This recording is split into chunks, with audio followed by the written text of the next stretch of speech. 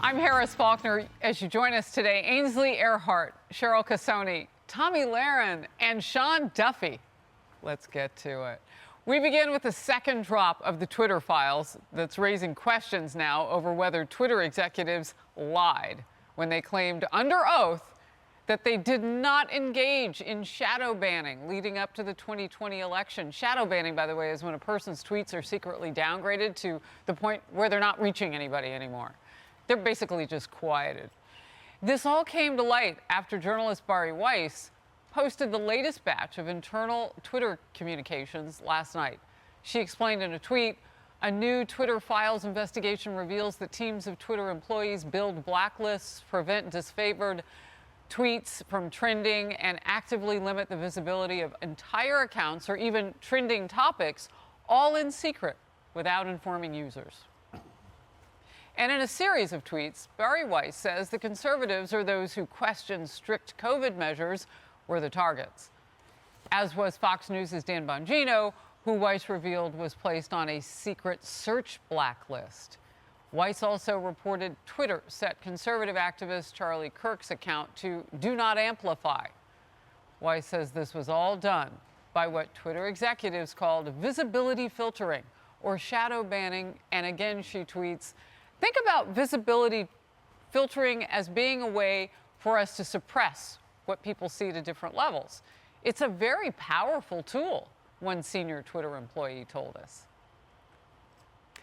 So, Ainsley, I don't know that a lot of people who have experienced this are necessarily surprised.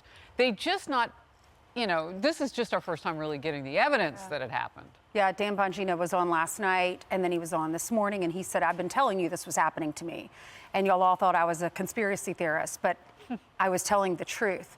It turns out they're not telling the truth. They went before Congress and said, Jack Dorsey said this is not happening, but it was. And I want to know, is he going to be held accountable for that? He was under oath, right?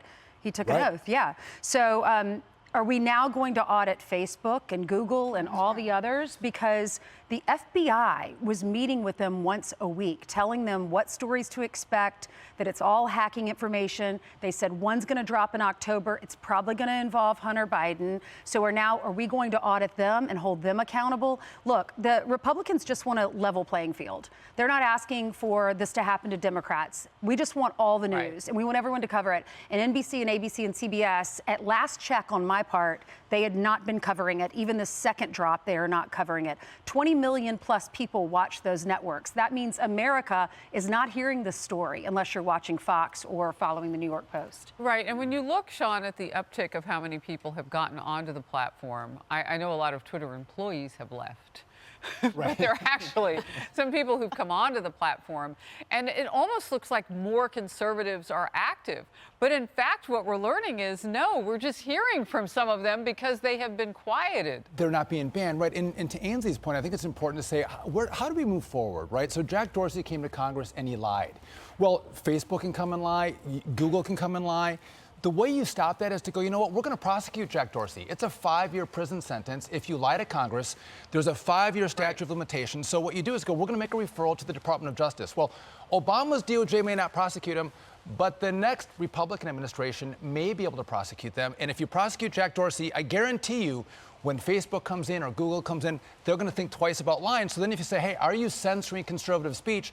They have to tell you the truth because, I mean, it's making you crazy to think that we don't know.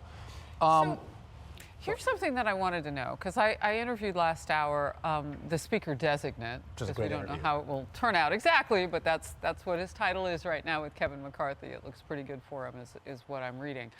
But what he was saying is exactly what you and Ainsley were saying, that if you lied to Congress, that's one level that they can look at. But they can subpoena any and everybody in this whole thing. I mean, we've seen Democrats do that for other issues that weren't nearly as important as this one. And to your interview with Kevin McCarthy, he was talking about, increasing the dials or the volume of certain speech and downgrading other speech, the impact that has on campaigns. One campaign, listen, if I was a candidate, you can give me $1 million, but if Facebook and Twitter are amplifying my Democrat opponent's message over mine, my money means nothing. That is a huge corporate contribution to a campaign, which, by the way, is illegal. You can't do it. So I think Kevin McCarthy is spot on. I think, by the way, I'll make one last point. those in government, the FBI, like you mentioned, those who individually go to Facebook, they need to be individually held accountable. Not the FBI, but that individual FBI agent who violates our First Amendment speech needs to be held accountable and sued by members who have been impacted. So talk to me about those CEOs who were not necessarily honest about what's been going on in their platforms. What happens in the business world? How does the market deal with this? Well, I mean, the market is based on financial performance. And in this case with Twitter, we've seen now Elon Musk runs Twitter. This is not Jack Dorsey's problem anymore. It may be if he gets subpoenaed or investigated over lying to Congress, that's another story. But as far as Elon Musk goes, I mean, you mentioned all those employees that are no longer there. More than half of them, a lot of them, that wasn't their choice to leave Twitter. True. So but I think what Elon Musk is doing, and I've seen a lot of CEOs now kind of come around and realize, Bob Iger at Disney, another example, politics in business doesn't work. It doesn't help your bottom line. You want everyone to come to your platform. You don't just want Democrats to come to Twitter. You want Republicans, Democrats, Independents, everybody of all shapes, sizes, colors to come to Twitter. That's what he wants because that makes good business sense. So I think Jack Dorsey may have other problems, but financially he's out of this. What I think is going to be interesting is as time goes on, and I don't know the NDA agreements that these employees had to sign to get their payouts from Twitter, because a lot of them are getting 6 months of salary. They're getting other, benefits. I don't know what the legal ramification is for them, but I will say it's going to be interesting to see if they begin to talk about this and they begin to get vocal about what actually happened. And look, San Francisco company, left-leaning employees, of course they were censoring conservatives. What I love, and I'll make this my final point, is that I love that all those MSNBC analysts that were on television saying, oh, that's been debunked. Twitter wasn't censoring conservatives. Well, yeah, they were. So, Tommy, my question last night as I was watching, just this huge flurry of information that was coming through, I really want to see the raw data at this point. I need to see what, methods and practices, not names and resources and all of that. But as a journalist, I'm really curious about how they gathered this and what the raw data are really, and the lists. Because if people were on the list, I think those lists should become public. Yeah, I want to see the entire blacklist, and I have a feeling that most of us are probably on it. I have a feeling that I am probably on it. But the thing that is most concerning about this to me, beyond what was actually happening, is how little the Democrat Party seems to care about it. Now, I can tell you this, as a conservative, as a Republican, if I found out that this was happening to Democrats and to liberals, I would be infuriated. Why? Because I love free speech, and two, because I want their bad ideas to be amplified, because I want people to learn them, see them, and understand them. But the opposite is happening. The Democrats don't want, and the liberals, the leftists, especially on Twitter, they don't want Republican ideas and conservative principles to be seen or to be heard or to be read. Why is that? If our ideas are so bad, they're so dangerous, they're so kooky, you should want us to be seen and heard. You don't. And furthermore, what also bothers me is how much COVID information was censored. That impacted people's lives. So when you start monkeying with that, we really need to get to the bottom of that with an investigation, because that's actual health and public safety that's at risk. And Twitter should not be doing that. They are not health officials. You know what? Let me follow up with Sean on that one point. So what we did learn earlier this week from depositions now that have been made public online with Anthony Fauci, because there are potential more investigations coming up with decisions that he made. What did he know about Wuhan Labs? So what were the origins of COVID, so on and so forth. But in the process of that, he was asked specifically, do you know anyone who's working at a social media platform? And he unequivocally said he did not. I mean, there's a long blurb from him.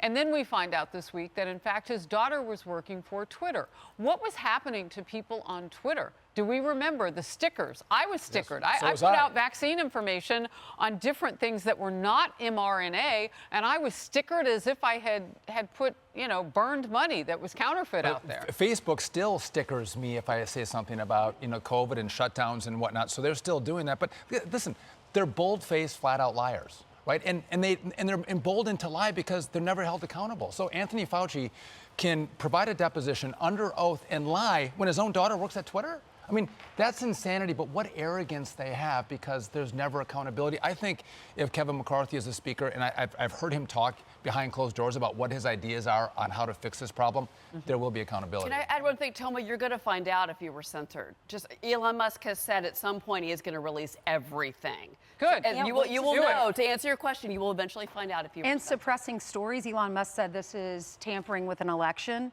So if that's the case, did it affect the 2020 election? And if so, is someone held accountable? And what other elections around the world have they've been trying to influence? Maybe Brazil as another. That's an excellent point, too. Hey everyone, I'm Emily Campagno. Catch me and my co-hosts Harris Faulkner and Kaylee McEnany on Outnumbered every weekday at 12 p.m. Eastern, or set your DVR. Also, don't forget to subscribe to the Fox News YouTube page for daily highlights.